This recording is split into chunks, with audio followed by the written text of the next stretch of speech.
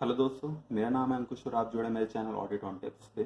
और आज हम बात करने वाले हैं इंडिपेंडेंट डायरेक्टर के बारे में, सेक्शन 149 ऑफ कंपनीज एक्ट 2013।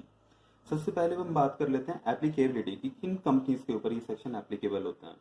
इसके अंदर पहली आ जाती है हमारी लिस्टेड कंपनीज, और दूसरी आ जाती है हमारी इसके अंदर अनलिस्टेड पब्लिक कंपनीज। लेकिन अनलिस्टेड पब्लिक कंपनीज के ऊपर ये सेक्शन तभी एप्लीकेबल होता है अगर मान लो वही क्राइटेरिया फुलफिल करती हैं। क्राइटेरिया में क्या आ जाता है हमारा, या तो अगर उनकी paid up share capital is 10 crore और मोर, उनकी टर्नओवर इज 100 करोड़ और मोर, या फिर उनके loans debentures and deposits is more than 50 crore. But I have used the word more than. बाकी दोनों के केसेस में क्या था, पेड अप शेयर कैपिटल और टर्नओवर के केस में it's more than equal to, but in case of the loan debenture and deposits LDD it's 50 crore, more than 50 crore. ठीक है।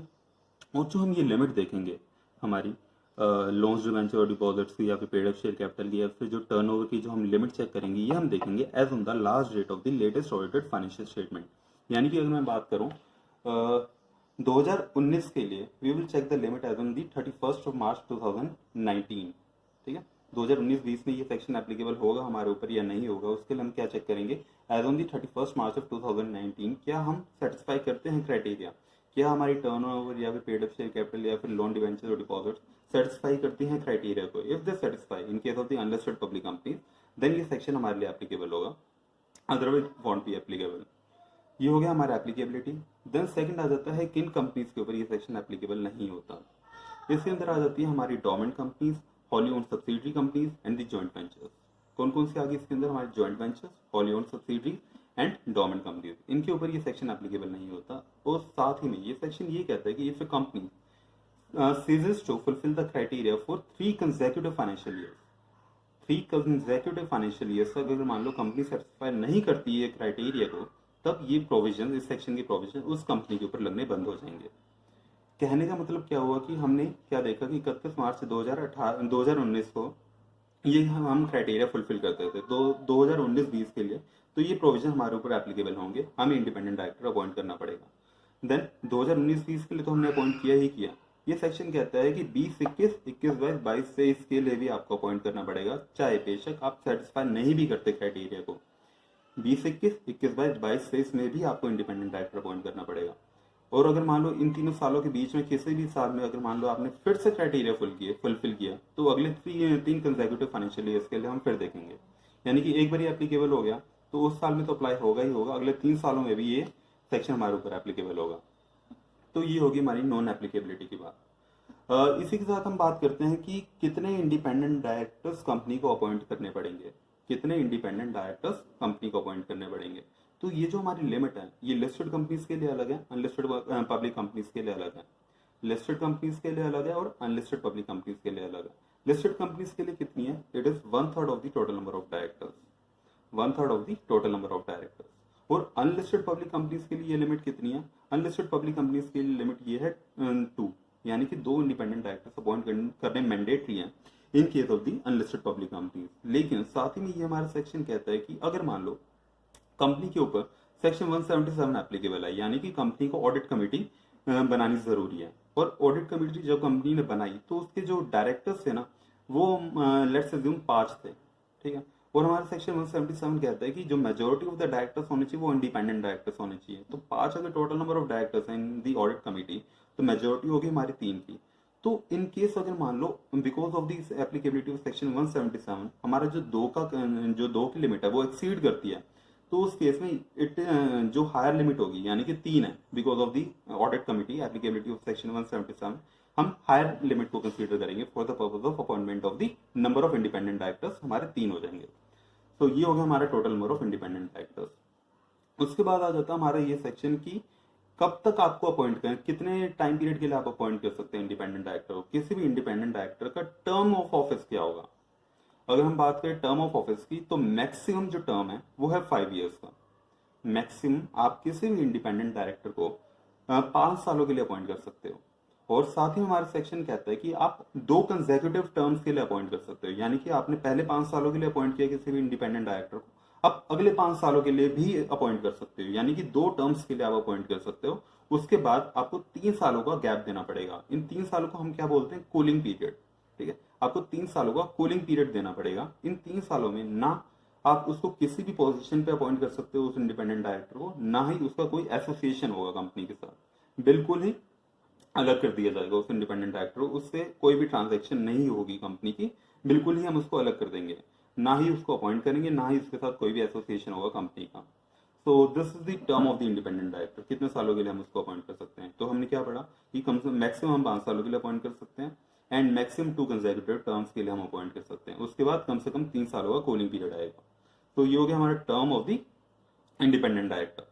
नाउ हमारा सेक्शन क्या कहता है कि कोई भी अगर मान लो व्यक्ति इंडिपेंडेंट डायरेक्टर के लिए अपॉइंट होना चाहता है तो 2 कंडीशंस को उसे सेटिस्फाई करना पड़ता है।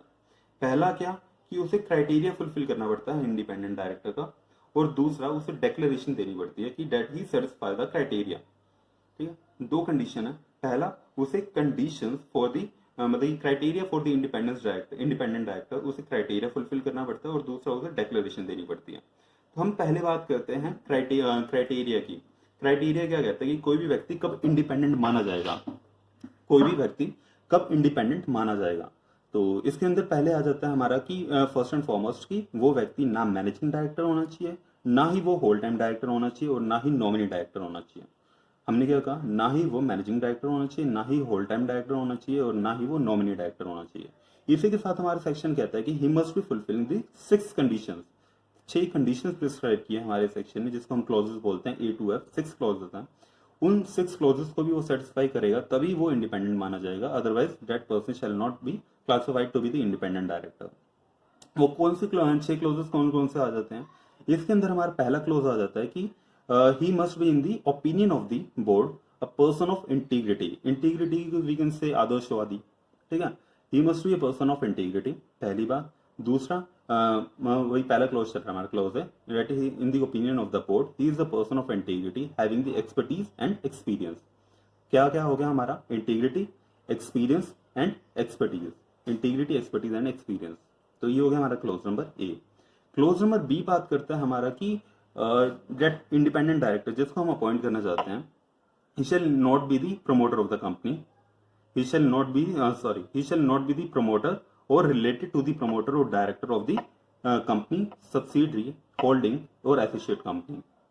हमने क्या कहा कि ना ही वो प्रमोटर होना चाहिए, ना ही वो रिलेटेड हो प्रमोटर और डायरेक्टर के of the company, subsidiary, holding और एसोसिएट। इसके लिए हम एक निमोनिक भी यूज करते हैं जिसको हम बोलते हैं cash, CASH। C for company, A for associate, S for subsidiary and H for holding. So हमने क्या कहा कि ना ही वो प्रमोटर होना चाहिए, ना ही वो रिलेटेड हो। रिलेटेड हमारा सेक्शन डिफाइन नहीं किया कि रिलेटेड वो किस सेंस में कह रहा है, तो हम क्या मान के चलते हैं, relative as defined in the companies act 2013। So what we have simply said कि ना ही वो रिलेटेड होना चाहिए प्रमोटर और डायरेक्टर्स के, और ना ही वो खुद प्रमोटर होना चाहिए इन द कैश। कैश मतलब company, associate, subsidiary and the holding. ये हो गया हमारा close number B. Then close number C आ जाता है। क्लोज नंबर सी कहता है कि इंडिपेंडेंट डायरेक्टर की कोई पेक्यूनियरी रिलेशनशिप नहीं होनी चाहिए, ना ही कोई पेक्यूनियरी ट्रांजैक्शन या फिर पेक्यूनियरी रिलेशनशिप। पेक्यूनियरी का मतलब क्या हो गया, पेक्यूनियरी ट्रांजैक्शन रिलेशनशिप मतलब कि कोई भी बिजनेस ट्रांजैक्शन रिलेशनशिप।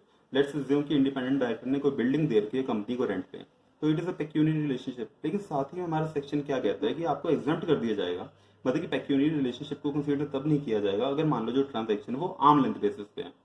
अगर ट्रांजैक्शन हमारी आर्म लेंथ बेसिस पे है तब हम उसको कंसीडर नहीं करेंगे। तो क्या कहता है हमारा क्लोज नंबर सी, वो ये कहता है कि ना ही कोई पेक्यूनियरी रिलेशनशिप होनी चाहिए, और साथ ही वो कहता है कि कोई भी ट्रांजैक्शन नहीं होनी चाहिए, कोई भी ट्रांजैक्शन नहीं होनी चाहिए of 10% or more of the total income of the independent director. यानी कि अगर हम इंडिपेंडेंट डायरेक्टर की अगर इनकम देखें उसका 10% या उससे ज्यादा की कोई भी ट्रांजैक्शन नहीं होनी चाहिए उसकी विद द कैश और द प्रमोटर और director of the cash, with the cash और द प्रमोटर और director of the cash.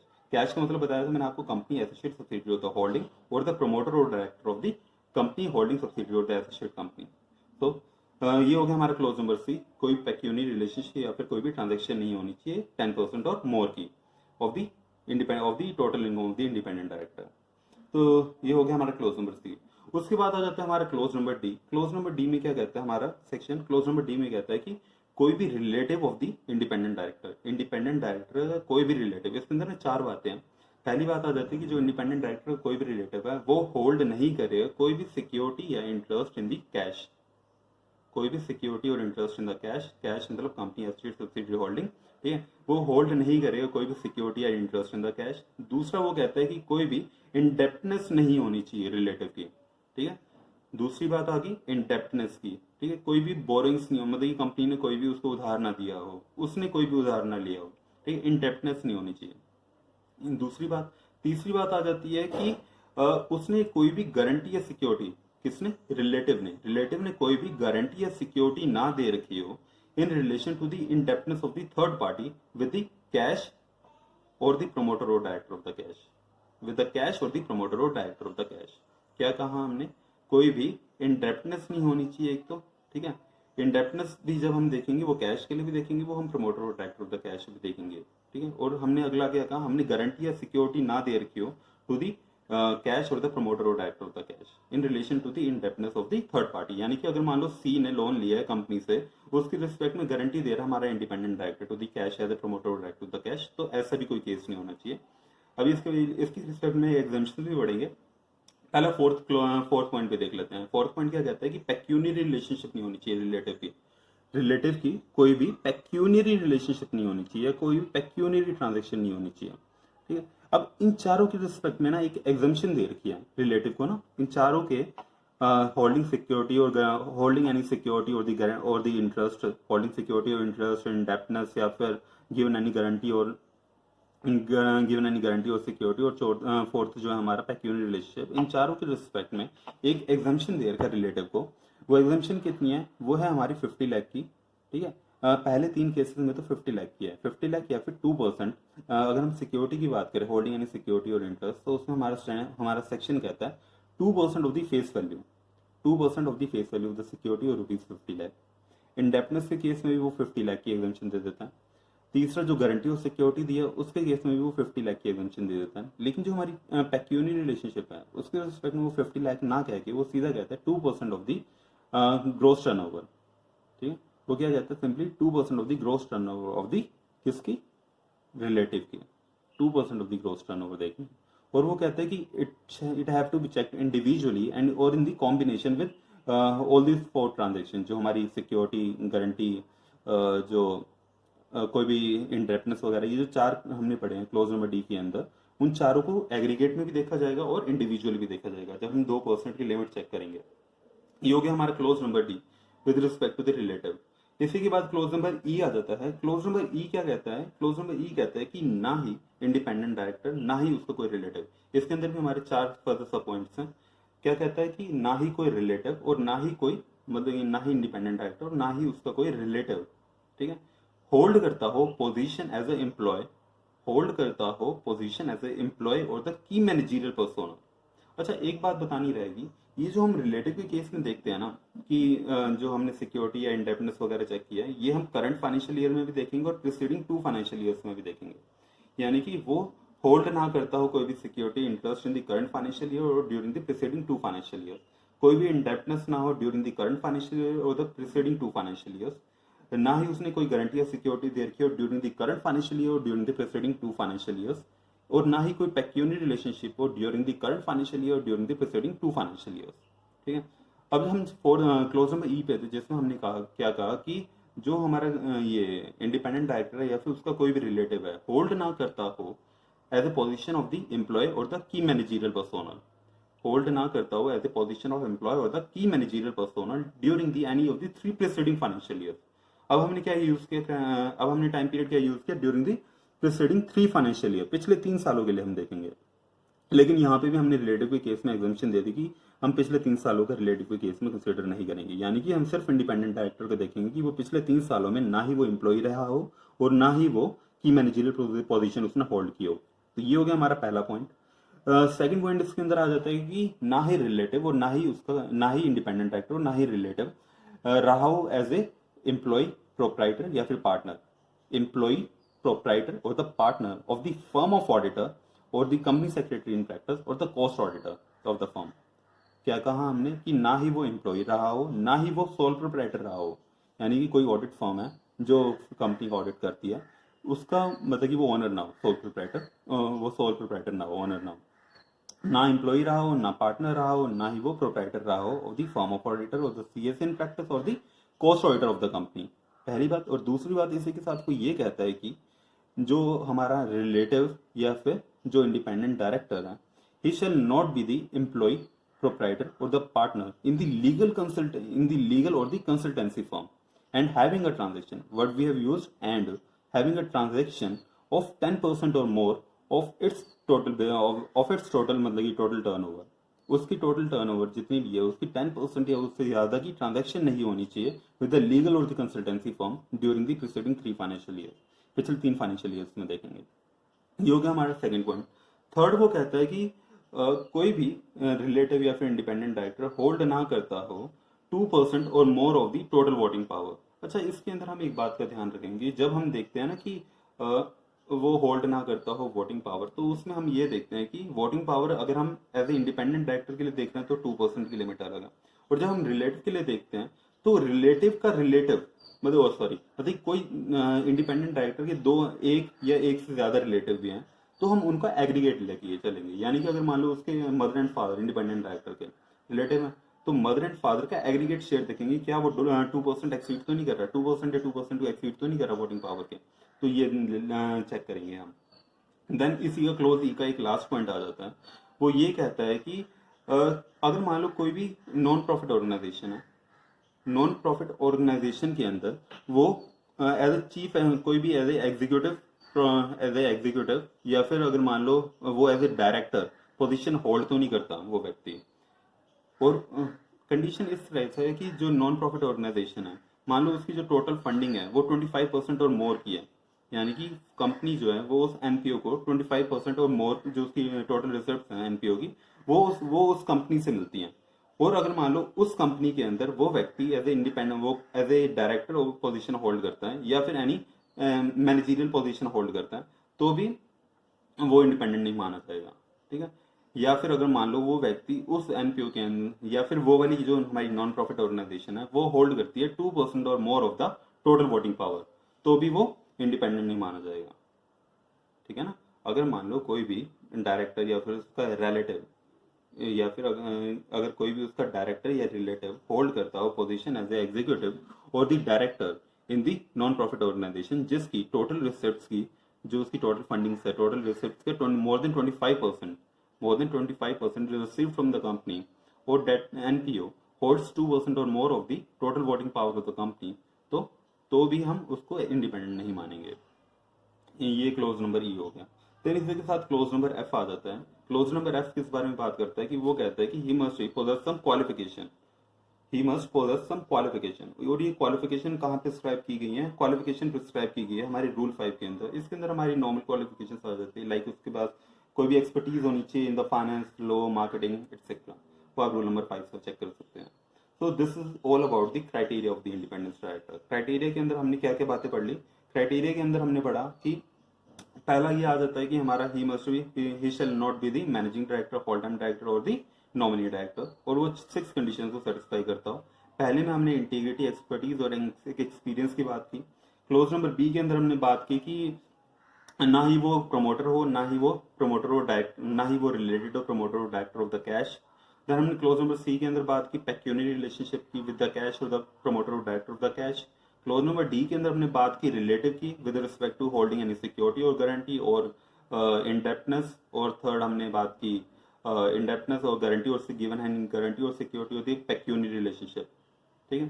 Clause number ई की बात होगी, डी की बात होगी। उसके बाद हमने क्लोज नंबर ई की बात की जिसके अंदर हमने बात की कि इंडिपेंडेंट डायरेक्टर या फिर इंडिपेंडेंट डायरेक्टर या फिर उसका कोई भी रिलेटिव होल्ड ना करता हो कोई भी पोजीशन एज ए एम्प्लॉय और the KMP.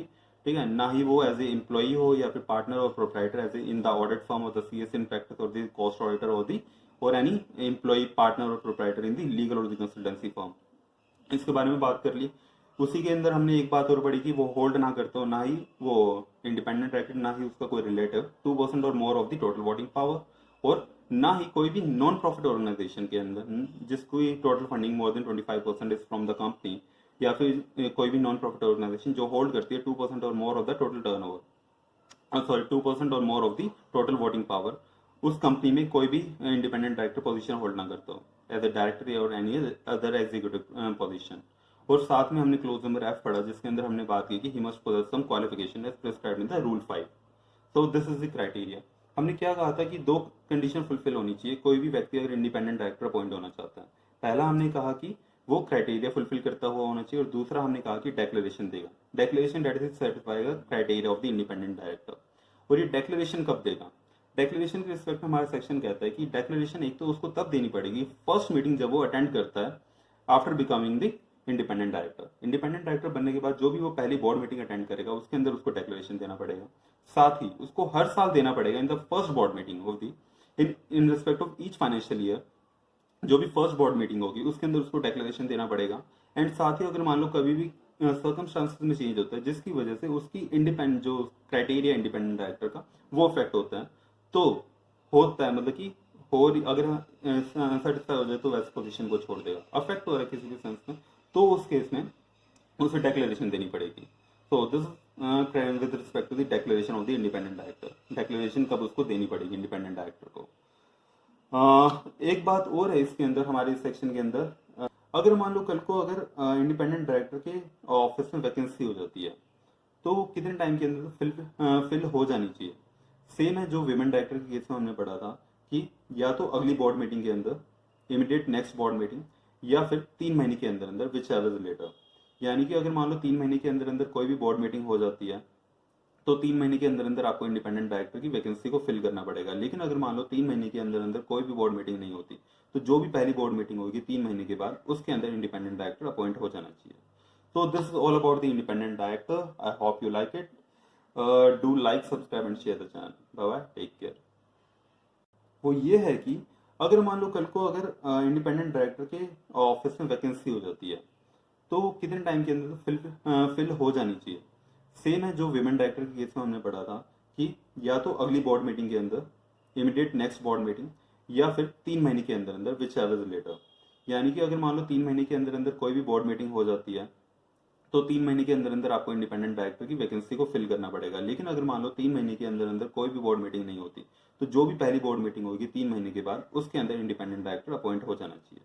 So this is all about the independent director. I hope you like it. Do like, subscribe and share the channel. Bye bye. Take care.